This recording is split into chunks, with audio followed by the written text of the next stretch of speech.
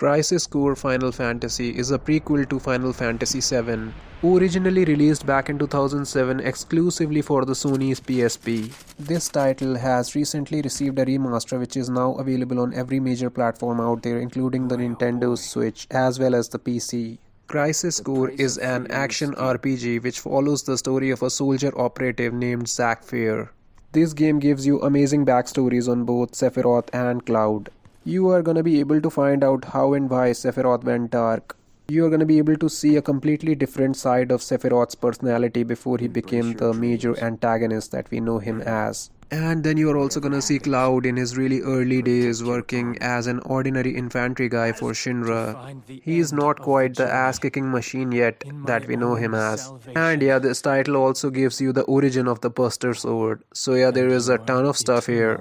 This title is totally worth your time if you like action RPGs or if you love Final Fantasy VII obviously. Or if you are a big fan of good stories in video games, or you like good sound design in video games, because the sound design in this title is just fantastic. The story is amazing, it's filled with emotions, and it was a unique experience on the PSP. I'd never played anything like this on the PSP ever before this one, and I don't think that any title comes close to this one in terms of story. And the characters, they were just fantastic. All the characters, not just the protagonist. And the protagonist was obviously like the super likable guy. Zack is a really cool protagonist. He has this boyish charm. He has this strong desire to be the hero, and he ends up becoming one eventually. And he's really upbeat. He's always optimistic. He's a good friend. He's a good student, and he's a good lover. And he's like really likable. It's really hard to not like him. And he's pretty funny too. He's obsessed with squats, and he's always looking to impress ladies, and he's actually pretty good at it. And he looks really cool. The way his looks change through the course of the story is just fantastic.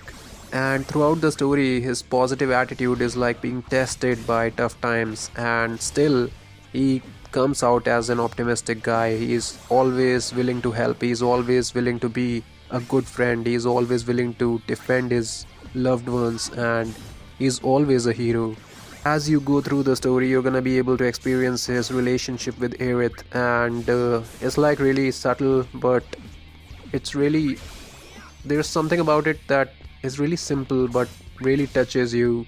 And I just found it to be really like a very soft romantic angle which hits pretty hard. You're gonna be building this flower wagon for Aerith, and there was something about that particular segment which was really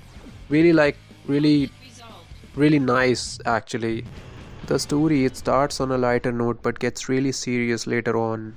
And as you progress through the story and as you keep leveling up, you start to feel like Zack yourself because you've brought this character from ground up. The story, it got me like really emotional in the end, which generally doesn't happen for me, at least with games, but it did happen in this one. And I was like really invested with the characters and the story itself. I don't really want to spoil the story for anyone who hasn't played it yet, but I think I've already given a bit of a hint. But it's not about what happens, but how it happens and when it happens and the way it goes. It like hits really hard, and it's a beautiful story, and it is totally worth checking out. It really nicely explains and expands upon a lot of stuff that happens in Final Fantasy VII. So yeah, if you are invested in the story of Final Fantasy VII, you should definitely check this one out. And then the gameplay is super fun, almost addictive, and it is a real-time hack and slash type of combat system with this DMW, Digital Mind Wave, a lottery kind of system thrown into the mix. And when the numbers in this lottery system, they line up in a particular way, you get to level up or you get to perform special attacks which look like really cool. They are like cutscenes kind of thing, and Zack performs like really super cool looking moves. You don't really have any control over this DMW, but yeah, when it lines up, it is like hitting a jackpot. When in combat, this lottery system called the Digital Mind Wave, it automatically keeps rotating its numbers, and when they line up in a particular way, you get to level up or you get those really cool looking special moves. And yeah, that gives the combat a random aspect which makes it really refreshing. And this Digital Mind Wave is also really special because it has Zack's memories with all the characters he interacts with in the story. So here goes my attempt at trying to explain the Digital Mind Wave. It represents Zack's memories with all the characters who mean something to him, who have had some sort of impact on his life, and when in battle, he's always thinking about stuff, and whenever a strong memory related to one of those characters that means something to him is triggered, he gets those special moves. That's an explanation that I've come up with because it seems like that. And in the final battle of the game, this digital mind wave is something that can mess you up quite a bit emotionally. It was something that really made me feel, and I don't think I've ever experienced anything like this in a video game ever. And yeah, it was something really special. They've done it so well. It might not hit you the same way, but they've done it really well, really nicely, and it's like really beautiful. It really had an impact and was a memorable experience overall, and the game is filled with style. Along the hack and slash combat and the DMW, you also have all sorts of magical attacks available and tons of gear to collect. Sephiroth is not the primary antagonist in the story, and like I said earlier, you're gonna see a completely different side of him, and he looks amazing. He's really stylish.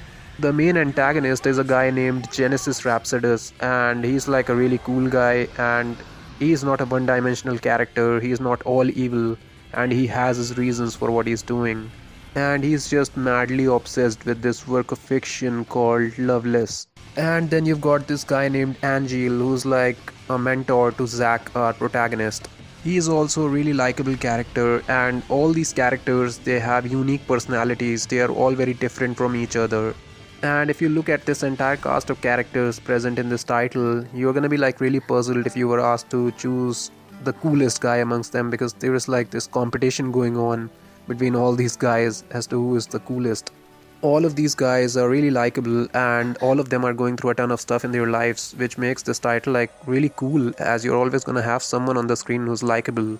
The cutscenes and the sound design in this game, both of these things are just fantastic. They are mind-blowing actually, and the overall graphics were amazing back in the day on the PSP, and it still looks really good on the PSP. And obviously the remastered version that has come out recently in December is better looking, and it's amazing. This is a title where you can grind a lot by using the New Game Plus option, because you are not going to be able to level up as much as you would want to in a single playthrough, and with New Game Plus everything carries over. I was like super obsessed with getting my hands on a thing called the Genji armor. I think it was a Genji set, and I needed that in order to beat a hidden boss that this game had called Minerva, and you needed that Genji stuff in order to deal with her. And I got my hands on quite a few of the stuff, the Genji stuff, but I ended up losing my save file. It got corrupted, I think, and I tried really hard to get back to the same level that I was when I lost the save file, but I was never able to, and I rage quit the title. So yeah, it is one of those games where you absolutely don't want to lose your save file, as it will cause massive frustration, and possibly you will end up rage quitting the title just like I did. And it's kind of sad that I was not able to get my hands on all the Genji stuff and beat Minerva, but this game gave me more than 300 hours of pure joy, and it was super entertaining, and I had a blast with it. I love it, and I remember a lot of stuff from this title, and it was really special for me. There was some stuff happening in my life at that time where the story really clicked with me. And yeah, I had never played Final Fantasy VII before playing this one, and I completed Final Fantasy VII on my PSP only after completing Crisis Core, because I wanted to get into the story and find out what happens later on. And I love Crisis Core more because I am not a big fan of turn-based combat. I loved the story of Final Fantasy VII, don't get me wrong, but the combat and stuff, it just feels so much more entertaining in Crisis Core. And I personally really like Zack much more than Cloud, because Zack was the one who introduced me to the Final Fantasy VII universe, and I really loved his story arc and the way everything goes. It was like really emotional and really nice. And then the way the story continues into Final Fantasy VII, it was fantastic. Both the games, they really tie into each other so well. And yeah, the boss fights in this game were just fantastic. The bosses, they were massive, and the fights were challenging and rewarding enough, and it was super entertaining. And then if you absolutely want some negatives, then there was this one thing that really frustrated me, and it was the fact that going from point A to point B, tons of enemies would pop up out of nowhere. So I was like literally hugging the wall and moving along hoping and wishing that I don't run into something, but something like a choco boost something pops up, and now you gotta deal with it. So it was like a turn-based kind of thing present in a real-time game. It was really frustrating for me because I was like, really trying to go to this big boss fight, and before that I run into 10 of these smaller enemies, and I don't see them, I can't avoid them, I just run into them, and it is like a random encounter, and it was really frustrating personally for me. So yeah, that was one thing. And then adding to the positive side of things, you've got a really good level design, tons of variety in the environments that you play, which is like really refreshing. Then there was also free roam available in certain sections of the game, and it was good to have, like, the game was not holding your hands completely, which was really cool. And the overall enemy design is really cool too, but the heart and soul of this title lies in human emotions that this title portrays so well, so beautifully, through cutscenes, through the story, through the digital mind wave. The story of this game is kind of like a roller coaster ride of emotions. You're gonna be smiling, you're gonna be kind of crying, you're gonna feel, and that's the special part of this title. That is what makes it really special. The control scheme was fantastic on the PSP, and everything worked flawlessly, and the game was buttery smooth on the PSP. It had no issues at all.